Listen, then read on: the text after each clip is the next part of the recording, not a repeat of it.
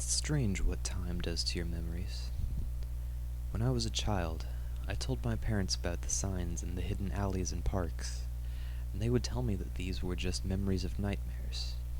Growing older, I'm inclined to believe that, after 10, 20 years, my former certainty is starting to fade, as my childhood itself seems more and more like a distant dream. And yet, sometimes, with a smell, a sound, a feeling, it's pulling me right back in. At these moments I am once again 10 or 12 years old, my skin covered in goosebumps as I rush through our door and into the living room, where it's light and warm, the things I've seen still so very present in my mind. Things I didn't remember from a nightmare, things I had just seen with my own eyes. I grew up in a small town, you see, small in every way. We didn't even have any tall buildings besides the bell tower of our church, and even that tower didn't prove to be a reliable landmark. On foot, I could make it to school in little more than 20 minutes, and that's why I went to school by myself. Even as a child, I realized that I probably wasn't very smart. I tended to get lost. Sometimes I would walk up a hill or turn around a corner in utter confidence that I was merely prolonging my way home by 10 minutes or so, for a little stroll in the evening sun. I like to think to myself, dream to myself, and I still do. It works best when I walk. My mind cannot wander if my body is still. That's why I did this, over and over again. When I ended up in a hidden place, it always took me by surprise. I called them hidden places, but at first glance they didn't look any different from any other area in my hometown. The architecture was the same. I never encountered any people or vehicles, but that wasn't surprising in itself. Even my own neighborhood resembled a ghost town most of the day. The special thing about the hidden places was that I would only see them once.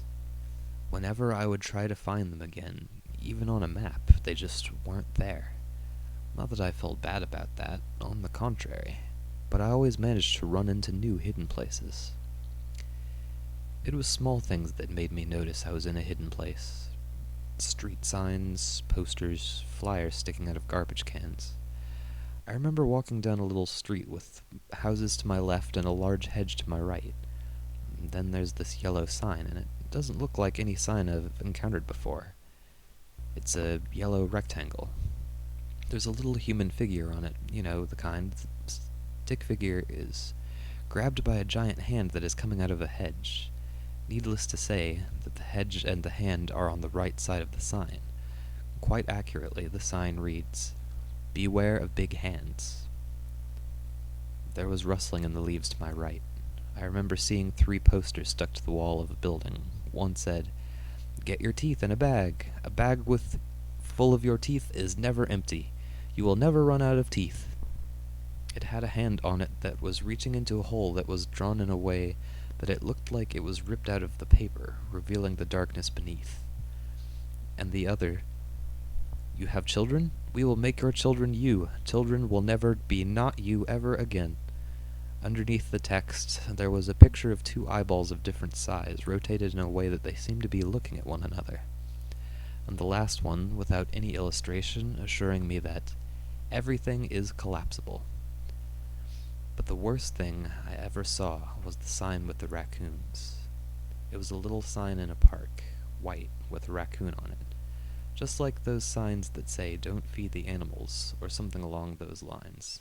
But this sign said, "The behavior of the raccoons will change."